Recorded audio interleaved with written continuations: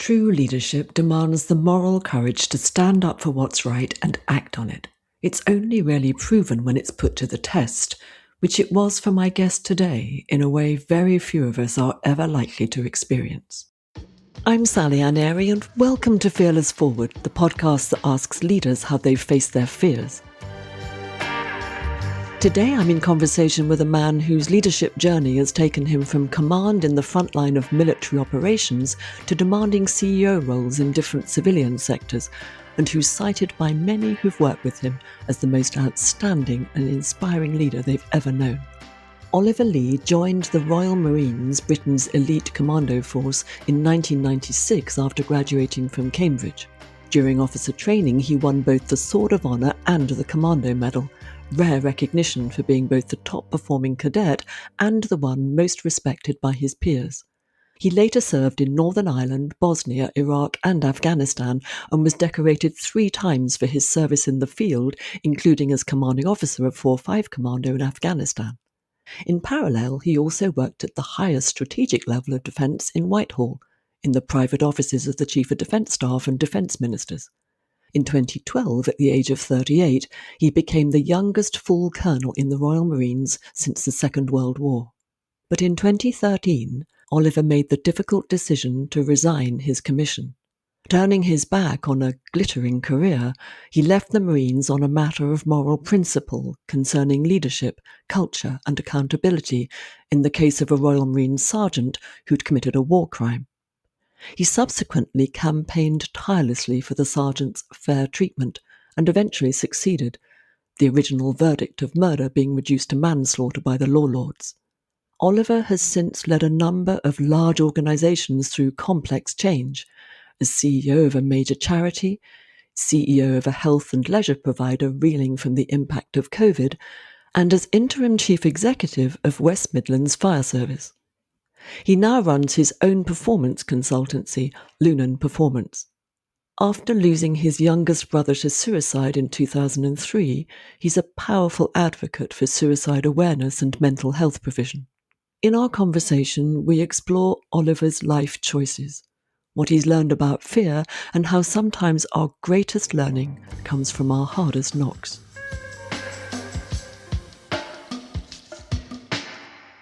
Oliver, tell us, what's it like to be in the middle of a field of battle? That's an interesting question, and it's probably something of a metaphor for life more broadly, because I do think there are fields of battle that are far beyond what people classify as the actual battlefield. I suspect you're referring to the traditional battlefield, beloved of films and journalists and so on. I mean, it's a remarkable experience. It is technicolor. It is founded upon your brothers and sisters in arms at your shoulder, above it being founded on anything else. But there's no glamour. There's no romantic glamour associated with it. It's bloody and it's dangerous and it's frightening and it's hard. And people are scared and people are tired and people are hungry. But people are also achieving quite remarkable things, and the human endeavour is an extraordinary one. And so it's, I think, one of the greatest privileges professionally and also personally, and I would weave the two together in that answer. I think it applies on both fronts. It's one of the greatest personal and professional privileges one can possibly have to play a leadership role in that scenario. And I'm very fortunate to have done that on a number of occasions. I might not have wished the world to have been in the position it was that required me to do that. And I didn't necessarily approve of the world in certain respects that caused me to have to do that.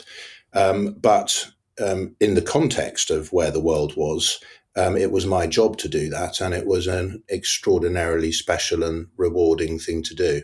And as a leader in the middle of all of that, not necessarily, if at all, wanting to be there, but you are there nonetheless, it is yours to do. How do you approach that, if approach is even the right word? I mean, what is your way of responding to that kind of situation? Yeah, so just to pick up on your first point, I mean, given the state of the world to which I referred, which sadly I think most non-masochistic people would say, sadly, creates these situations. And given that I was a Royal Marines officer, of course I wanted to be there. Absolutely. I mean, it was my job. In a sense, I love rugby, and in a sense, everything else is a game of touch rugby, and that's the match. That's where you play for real, and that's very sobering when you think that through. And my view is that it is really, really important to have thought that through extremely carefully. So you kindly said that you weren't even sure that approach is the right word. I think it is, actually. I think one has to have thought really, really carefully in advance as to what your approach is going to be. Because ultimately, and I'll probably use men too many times in this conversation, because in my day, and I think sadly to this day, the Royal Marines is all male. And so I refer often to the men, which is the vernacular within the Royal Marines. But it doesn't mean to say that I didn't periodically have wonderful women attached to me and my organisations on operations who made a huge difference themselves. In fact, a disproportionately big difference in certain circumstances, I think. But ultimately, as a Royal Marines officer, your responsibility is potentially to lead men to their death. And that is a extraordinarily profound and sacrosanct responsibility, and in my opinion, needs an extraordinary amount of really, really careful thought, research, reading, consideration, stress testing, to use again your phrase, Sally Ann, your approach. And I think my approach developed a little bit over time. I don't think my character changed. I think I remained the same person I always was. But I think as you become more experienced, your approach undoubtedly develops. And you also go through experiences that mold your approach. And some of those experiences are very, very challenging ones. And I had some very, very challenging ones. And they cause you to reconsider and take a step back and have another look at how you're doing this stuff. But I think if I was to summarize it, my approach was that I felt that, and I don't say this to be in any way schmaltzy or pious or clever. I felt that those people who I was privileged enough to command in military language, to lead or manage in civilian language, were more important than I was. And so I had, certainly by the time I led my command tour of Afghanistan in 2011, I'd worked out myself that I was perfectly prepared to die for those people. And that was, although I, of course, would be sad and disappointed for that to happen, that wasn't a fundamental issue. And I had discussed that with my wife. I had discussed that with my family. I had left letters explaining that to my children, who were too young at the time to understand. But I was absolutely clear on that. And what that meant is, I'd see the title of your podcast. What that meant is, although I wasn't in any way reckless, at least I hope not, it's the wrong place to be reckless, I didn't feel physical fear. I was not afraid of being on the ground at all. And that's not to in any way underplay or decry the appalling bereavement and grievous wounds that people have experienced through being on the ground in Afghanistan and indeed Iraq and elsewhere. A number of whom are very close friends of mine and are carrying that bereavement or those wounds to this day. It's just to say that I'd reconciled myself to the fact that that might happen. And I was clear in my head that in order to do my job properly, I had to have reconciled that. I didn't want to remain in an ivory tower, in a headquarters, in a large commanding officer type patrol base. I wanted to lead by example on the ground. So that wasn't the fear. And that had taken a lot of thought to get there in terms of approach. The fear, which I remember through all of my time on operations, I'd done, as you mentioned to me when we spoke previously, a limited amount of time in various other reasonably minor theatres, but principally my experience is Iraq and Afghanistan.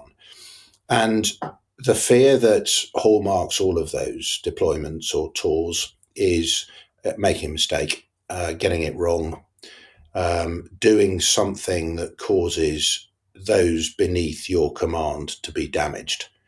Because, of course, you're making decisions not only on your own behalf, but on behalf of others. And unless you do something completely ridiculous, they are relatively duty bound to follow the decision that you have made. And so it's an onerous decision-making process because you've got a lot of people in harm's way. And you haven't only got your own people in harm's way, you've also got local people. You've got Iraqis or Afghans or civilian NGO agencies or whomever else it might be. So there's quite a big ecosystem to think about in terms of, if I take this decision, what are its implications, not for me, but for all the people I am either directly responsible for leading, because there's a military chain of command that applies, or whom I am indirectly responsible for having a considerable impact over them, because they are directly related to the endeavour that we're all working towards. And those are the thoughts that used to keep me awake at night. So what I'm hearing is that you took care of your worst fear, or what most human beings would identify as their worst fear, which is the fear of death. You took care of that by thinking it through, by taking the right action, by imagining how it might be for the people closest to you were you to die, and taking care of that for them as well, through the conversations, through the letters that you wrote to your children. You took care of that, which enabled you then to show up fully in your full leadership capacity and be fully present for what was needed in any moment, and then to recognize the complexity of that. Not only what's immediately visible and apparent, but all of the hidden parts, all of the parts that you might unwittingly be blind to. So I'm hearing immense sense of responsibility, Oliver, which we would hope would be present for most leaders, particularly in your position, as you were then. But I sense possibly not. That in your case, yes. You're right. I had taken care, really careful care, of what would happen if something happened to me. And I would extend it beyond the examples I gave you. I had completely sorted out my financial affairs. I'd completely sorted out my family affairs. I'd spoken to people who would help look after my wife and children if something happened to me. There was a watertight, foolproof plan. And I think you're right to say that then allowed me to, in a way, not necessarily to compartmentalize it, but to shut that away. And it became not the concern.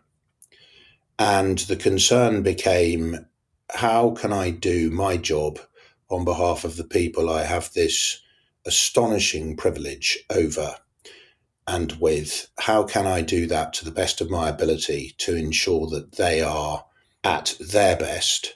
And of course, them being at their best has two golden byproducts. The first is that it increases the chance of the mission being achieved, because everybody, in a non-transactional way, by which I mean not through being ordered to do so, which is never going to motivate human beings in a really properly motivated way. I mean, they'll do it transactionally for a paycheck, but they won't do it happily, and therefore they won't go the extra mile of their own volition. And so the first byproduct is that everybody will try their hardest to do their level best, and that means that the mission is more likely to be achieved. And some of these missions are extraordinarily elusive, very, very difficult things to achieve, and never terribly accurately reported, I didn't think. But, being asked to do what we were asked to do in Iraq and Afghanistan, I wouldn't say it was asking the impossible, but it was asking something very, very difficult. And consequently, you needed people at their best to pursue that.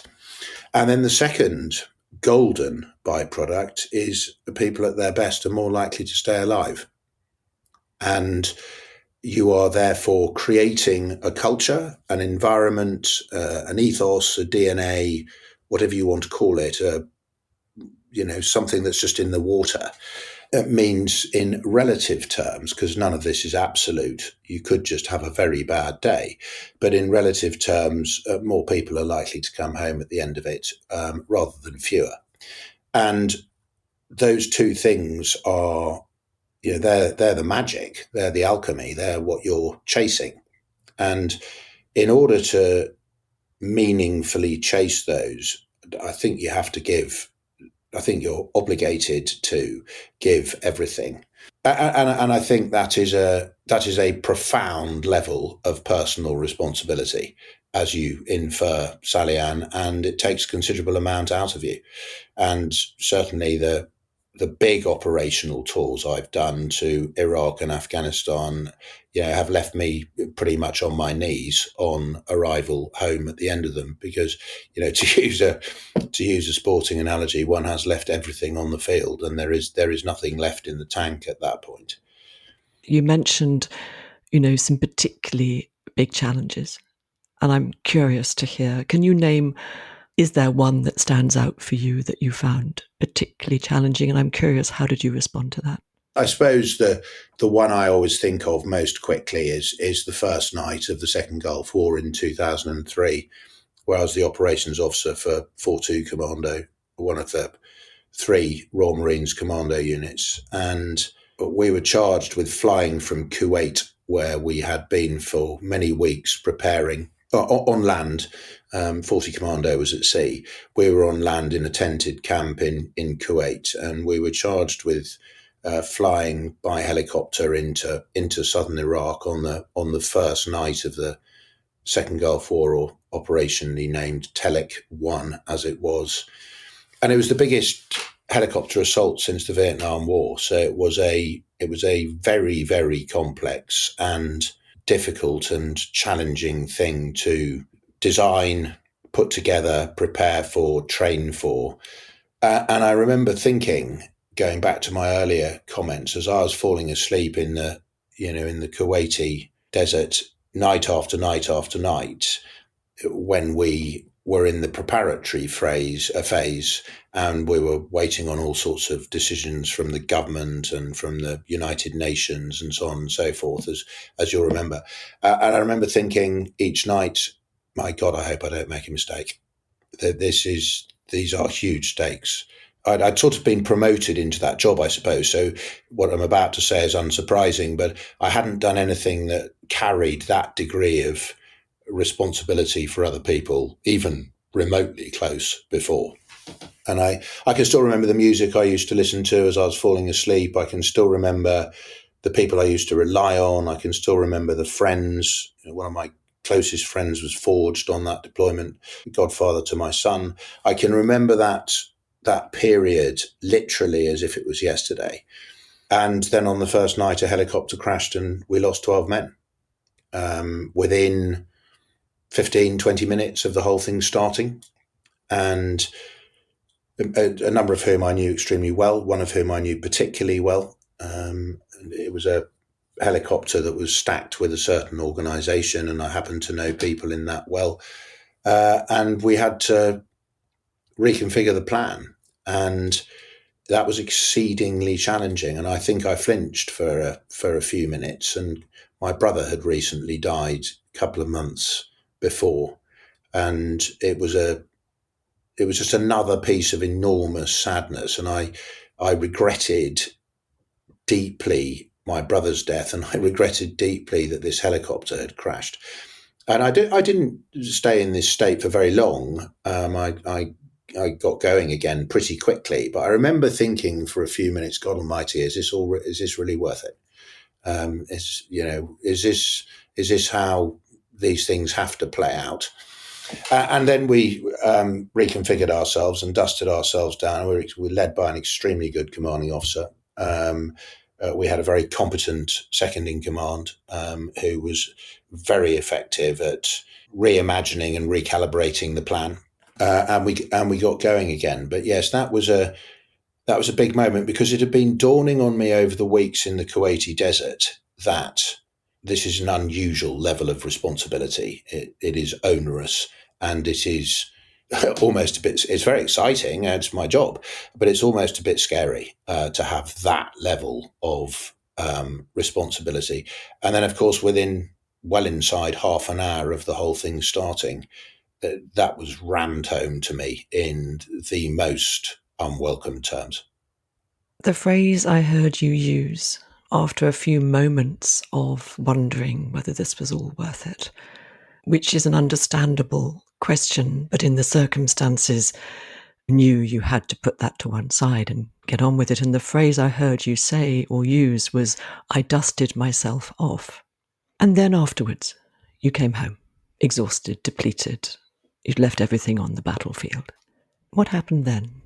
I'll go backwards a little bit. I mean, I think I had a reasonably, probably more than reasonably, I think I had a fortunate life fairly much up to this point. I had although my parents separated partway through it, it was done amicably and well and with the interests of their children in mind. So it was a sadness, but by no means catastrophic. Otherwise, I had an extremely happy childhood. I was well educated. I was lucky to go to Cambridge University, which I hugely enjoyed. And then I joined the Royal Marines, which I adored and suited me down to the ground, and I thrived. And I found things in relative terms, I think it would be fair to say, easier than most. And it just suited me. It was like a hand in a glove. It was exactly what I wanted to be doing, and I felt in the right place every day. And, by the time this all took place, I was in my very late 20s. I was rising 30, actually, later the same year. So for 3 decades, I'd really had great good fortune. And 2003 was a real shock in terms of it felt completely the opposite of the previous 30 years. And firstly, my brother died of suicide in the January, and I'd been fighting for years to support him and keep him alive.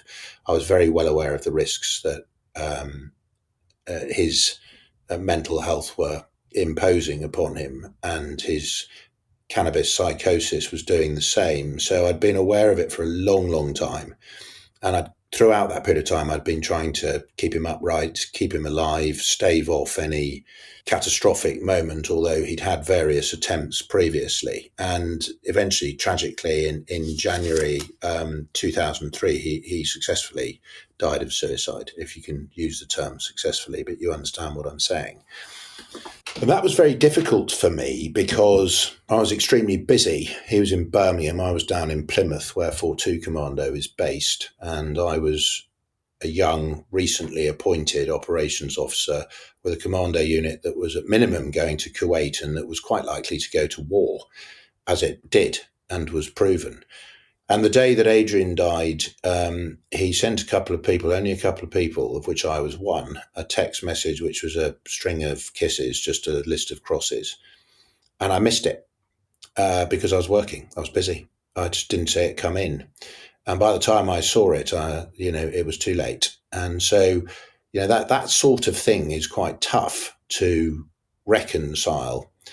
And then there's the well-known occasion where I gave the eulogy at his funeral, 600 people, a lot of people there, all his school friends and lots of teachers, and he's a young man still. And I was meant to be in Plymouth, and then but I obviously was in Birmingham for this funeral, and I was given a counter-anthrax jab in the wake afterwards because I was meant to be in the sick bay in Plymouth to have that. So it was completely, this whole experience was both deeply saddening, but also bizarre. And I had one day then, and the following day I flew to Kuwait.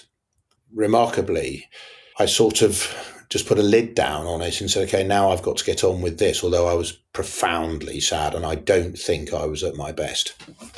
And then, of course, the first night happened with the extraordinary tragedy of the helicopter crash, which was visceral because they were people that I'd known and rehearsed with and were great friends in some cases, and we'd planned the whole thing together. And in a sense, when there's that number of helicopters taking off in the dead of night, and there are oil fires burning all over the place, and even when I was in a command helicopter on the top of the whole thing with two command helicopters for redundancy in case one of them crashed, one the commanding officer and the second one me. So I just had me and two American pilots, and I was trying to manipulate the whole thing that was going on below me. And I was therefore flying on night vision goggles to see, just like the pilots. I had a pair as good as theirs, and I couldn't see anything. I had no idea how anybody could possibly fly in those conditions. It looked like old-fashioned television that wasn't tuned in. And I remember thinking, we're going to be lucky to get out of this.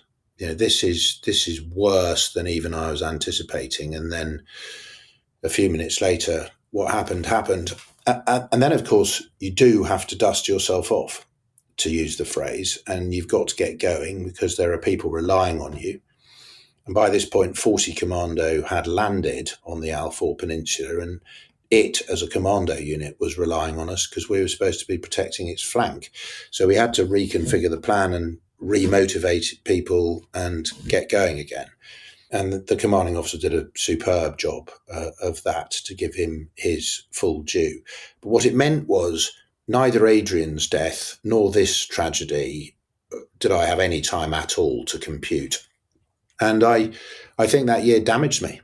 I think there is no doubt about that at all. I still dream about it. I still think about it. I still, to this day, will walk round a corner in somewhere that I am not regularly. Let's say I've gone into London to see someone for a work reason. I'll walk around a corner and I'll think I'll see Adrian over the other side of the road, to this day. And it's nearly 23 years later.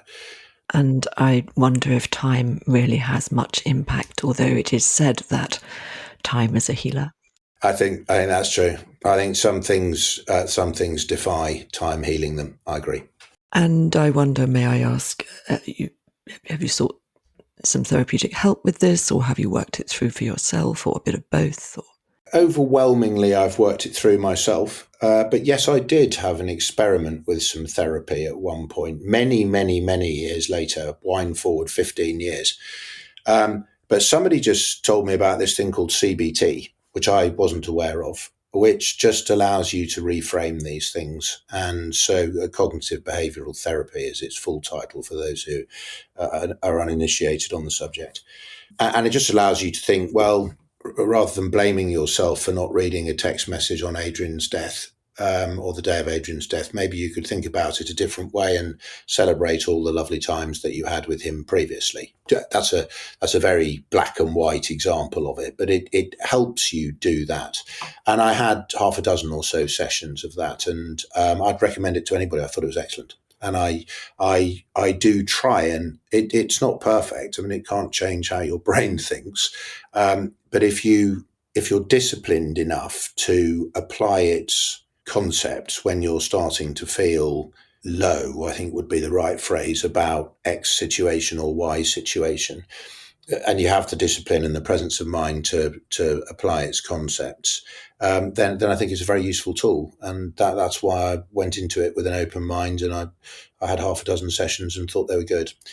But overwhelmingly, the answer is I've worked it through myself, and I've done what I normally do, which is I've relied on extremely close family and friends. People you can talk to, people who would listen. Yeah, I don't entirely bottle it up. I'm happy to talk about it, not necessarily with the whole world, but with people close to me, and that's my biggest coping mechanism. Always has been. Yes, my limited experience. I'm not a therapist, but being able to talk it through with people you trust who will listen is immensely helpful, isn't it? Otherwise, there is this sense of bottling it up. And in the end, we're supporting our mind's capacity to deal with something exceptionally difficult. That's right. And by that point in time, various other things had happened, to include my departure from the Royal Marines, which I think had done me a bit more damage. So there was just a requirement. And in a way, I did it partly because I was interested in, would this be helpful? And I was never somebody who poo-pooed that sort of stuff, but I was also never somebody who really thought that it was applicable to me. So I wanted to see whether it would be helpful. And I think I also wanted somebody expert to take a view on whether I was fully well or not. And unfortunately, they took the view that I was fully well. But I was quite keen on having an independent referee to tell me that. It seemed like a sensible thing to do, to be honest. I would tend to agree with that, Oliver. And what matters is that it helped, right? Yeah, quite. So earlier in this conversation, I started off asking you about what it was like to be in the midst of the field of battle, and you used a phrase, something along the lines of, beyond the battlefield, there are many other battles in life which might arguably be even more challenging. This is, as I think I said in my answer to when you first posed the question, this in no way diminishes the extraordinary sadness of the helicopter crash we've been talking about, or the operational bereavements people have faced, or the operational wounds that people carry to this day. But weirdly, in my experience, as challenging have been circumstances that have arisen far from the battlefield. And they are equally debilitating, which I think is in part why I think that the lessons of the battlefield are applicable a long way beyond the battlefield. They don't cast a shadow lesson wise purely over, let's hope there aren't any, but I fear there will be, purely over future battles on battlefields. They are pertinent much more broadly than that.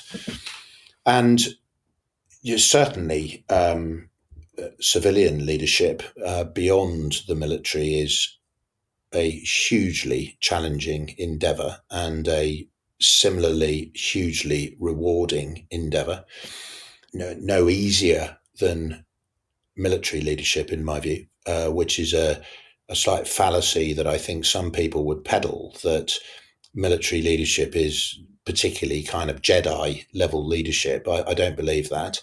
I think civilian organizations can, in different ways, of course, because they're not on the battlefield, but they can come under just as much stress, fear, anxiety, unhappiness. The list goes on. I also think there is, of course, the drumbeat of one's personal life. And, I've mentioned my brother's death, and, one has other things that one copes with in one's personal life. I have a son who's acutely ADHD. That, as a parent, is a extraordinarily worrying thing to witness, because, some of the characteristics of ADHD are wonderful and special and hallmark him who he is. Others of them are extremely risky, and you can't perfectly protect a 20-year-old in cotton wool as a parent. And I saw the title of your podcast and the concept of the term fear. And I don't think I'm a particularly fearful person. There's not a lot that frightens me. I don't have any particular phobias. So I'm not terrified of spiders or snakes or whatever it might be. I reconciled the physical fear in the way that we discussed earlier, Sally-Anne. And actually, I think fear is quite a considerable motivator. It links to self-doubt, it links to apprehension, it links to wanting to be at your best, it links to, in a slightly more vain sense, not wanting to make a fool of yourself. And so it's quite a lot of the time it's fuel, in so long as you can act and summon up the moral courage. I think more often than physical courage, you can summon up the moral courage to overcome the fear and to do something about it and to move that particular issue forward. But, looking after Adrian or looking after my son, sometimes one feels relatively hopeless and that there is actually no action to be taken, and it simply is what it is. And that's real fear. That's cloying, insidious, constant fear. So that is another element I would point to in answer to your question. And I suppose the final one, which emanated from a battlefield but was subsequently dealt with in courtrooms far from any battlefield, was the decision I took to leave the Royal Marines, which was, I think to this day, it's undoubtedly the hardest decision of my life. And I think however long I live, it always will be. And I think ultimately the decision to have the brief experiment with cognitive behavioural therapy in 2017, something like that, give or take, was probably driven more, and I say this against myself, because what could possibly matter more than the death of your brother? And of course, my leaving the Royal Marines mattered less than the death of Adrian, less by far. But in some senses, it had a greater impact on me because it dismantled my personal belief system almost completely. And so at some point I had to have a go at dealing with that. And have I dealt with it? Yes, I think so. I mean, I've gone on to do a whole bunch of things since, some very fortunate things, some very privileged things. I'm proud and grateful for the second career I've had. But have I altogether managed to get over the fact that my Royal Marines career came to an end when it did in the circumstances that it did? Well, almost certainly not. And will I ever? Almost certainly not, I suspect. So to dismantle something that meant so much to you, that was your whole life, you must have done that for something that meant even more. Yes, it did mean my whole life. I was all in. It was working extremely well and I loved it.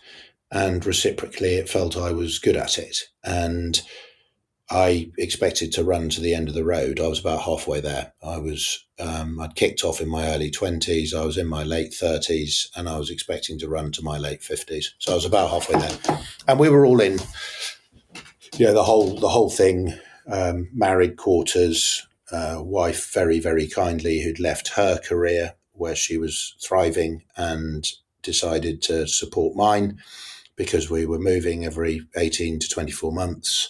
No house. We had a property in order to be on the property ladder, but nowhere we could live as a family.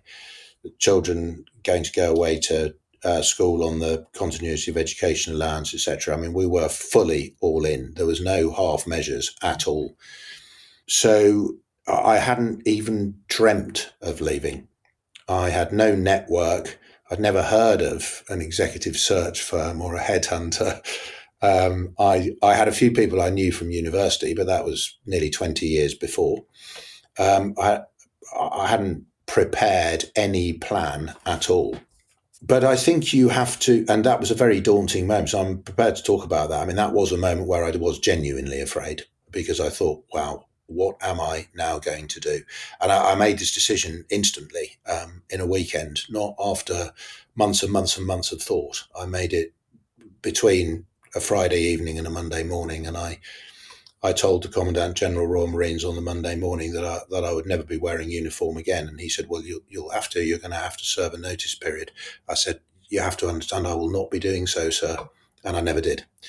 So they worked out that I meant business and we came up with an arrangement that enabled me to leave kindly with dignity, but relatively quickly. I wasn't prepared to continue to work in that world at that particular moment in time, hugely to my sadness. What led to it? It's extremely widely reported in the media and on the internet, so it's very easy to look up.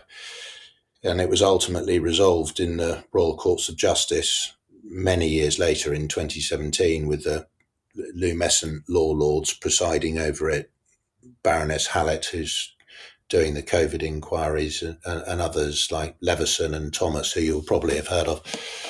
And it was a battlefield atrocity committed by somebody called Sergeant Alexander Blackman, Marine A, as he was commonly codenamed, which I felt was heinous and everything that I dislike. But I also felt there was a far wider story surrounding what created the conditions for him to act in such a heinous way that went completely untold and that was essentially a cover-up and a sham. And I had been pointing to this for a very long time to include on the operational tour in question and had largely been sidelined and told, oh, don't worry too much about it. And when it all emerged a long time afterwards on somebody's computer that this battlefield atrocity had taken place, and as well as having taken place. Hence, the computer had been rewarded. The system adopted a position of positioning Sergeant Blackman as a single rotten apple in a barrel, whereas my view, as I had consistently said, to include long before any awareness of this battlefield atrocity, my view was that the barrel was in fact putrid and it was rotting its apples. And so the apple that acted in the way that Sergeant Blackman did carried some responsibility for this, but so did the barrel, which was not his responsibility. Therefore, I found the fact that the barrel wasn't scrutinised in any way, and that the only person who was scrutinised at his court-martial was him, and that he was found guilty of murder with zero context. I found that a sacrosanct red line that I wasn't prepared to be a part of. And so I resigned. And then I provided evidence to the law lords where, for largely speaking the reasons I've just described, his murder conviction was reduced to manslaughter. And in my humble opinion, although I'm not a lawyer, in my humble opinion, justice was done, because I was never an apologist for Sergeant Blackman, although many flag-waving individuals wanted me to be so. I was horrified by his conduct. So I simply wanted him to be treated justly, as anybody would expect in this country, neither leniently nor harshly. And at the court-martial, I felt he was treated unjustly, and I felt I had to do something about that. And people said to me at the time, why does this matter? Why are you concerned about it? Other than the flag-waving community who felt that he should be decorated for his actions. I certainly didn't subscribe to that. But other people felt, well, he's done wrong. He's been banged to rights for it, and he's paying a price. And I think that's irresponsible leadership. And if you have built a career on the fact that you really, really care about the people that you lead, and then something very, very bad goes wrong for one of them, and you believe it to be corrupt, and you don't stand up and be counted, then everything you've built is a facade. It doesn't stand for anything, because leadership is very, very easy when the weather's fair. Royal Marines officers get promoted, luxuriating in the performance of their people. And isn't that all marvellous? It's when the weather's foul that it matters, that it counts and bites.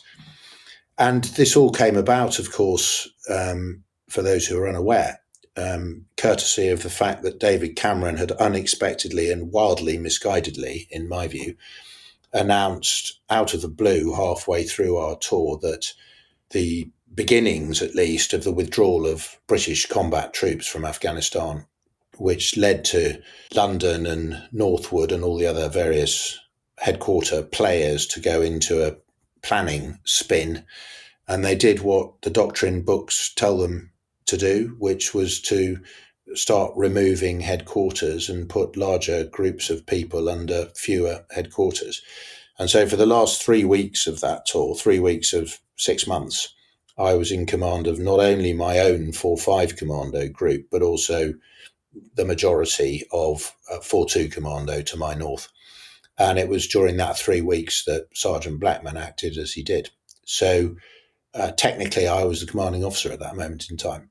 Although I've never met him in my life to this day. I don't know him, and I didn't know anybody who was with him. They were my responsibility at that particular moment. And I don't think there's any such thing as a technical command or a technical position of leadership. You're either in it or you're not. And people say, oh, well, that's very unlucky. And perhaps it was, but it is what it is. You stood there and you faced it. And I wonder, was it the thought of continuing to be part of an organisation that would allow that to happen, that would brush it under the carpet, that wouldn't be prepared to stand up and face its own leadership failure? Yes, it was, and that's very much the substance of the letter of resignation that I wrote. It was precisely that, because at that point I had no idea necessarily that I didn't know him from Adam, and I didn't know anything about him or his family or his wife, whatever. So at that point, I had no idea that subsequently I might be in a position to give evidence that was in part supportive of Sergeant Blackman many years later, and that would lead to a change in the verdict against him. I had no, where I'm now talking autumn 2013, and in autumn 2013 I had no comprehension at all that lay ahead. That all came a long time later when his wife approached me through somebody she knows and I know. So that point in time, that wasn't relevant. The single relevant thing was the point that you make. I didn't feel that I could remain in an organisation that was prepared to do that to one of its people. It was as simple as that. And that was more acute, I suppose, would be the word, or visceral might be another word for it, to me, given that through all sorts of weird quirks of circumstance that I've just spoken about, at the moment in time that he committed his battlefield atrocity, his war crime, which it was unquestionably so, he was subordinate to my command.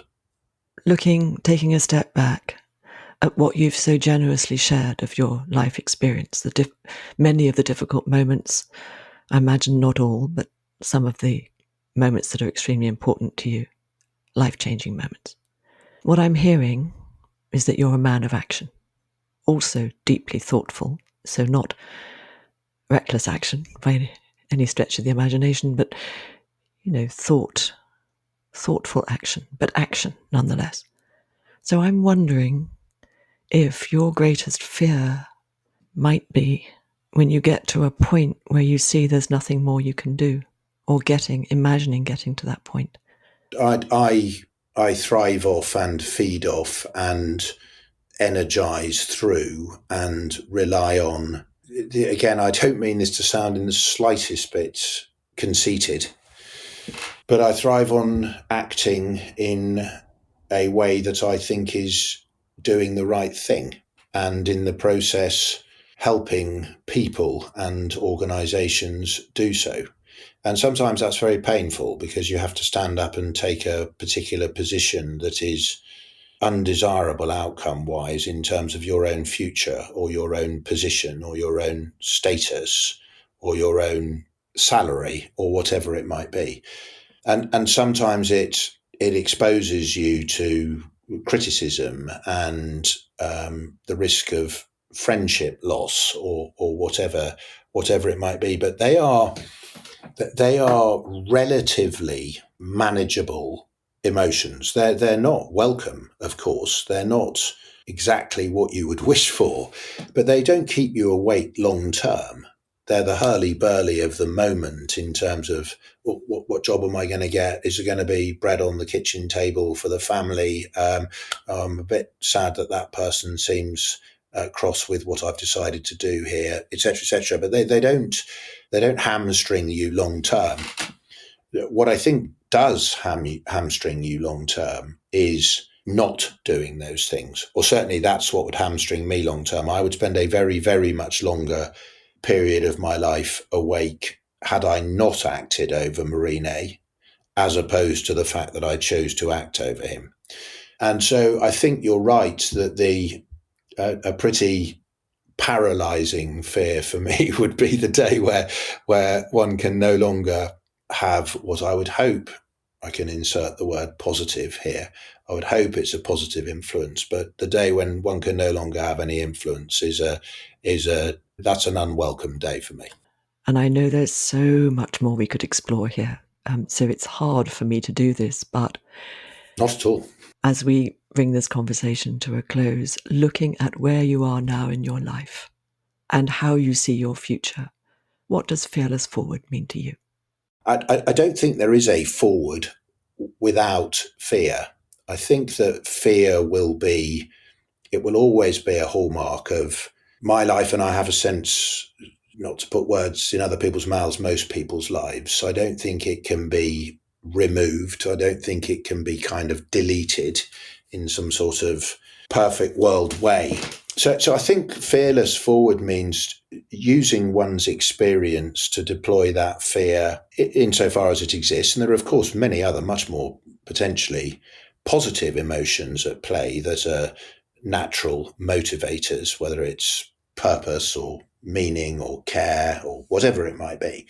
But fear is always going to be there, as is self-criticism, self-doubt, failure, the list goes on.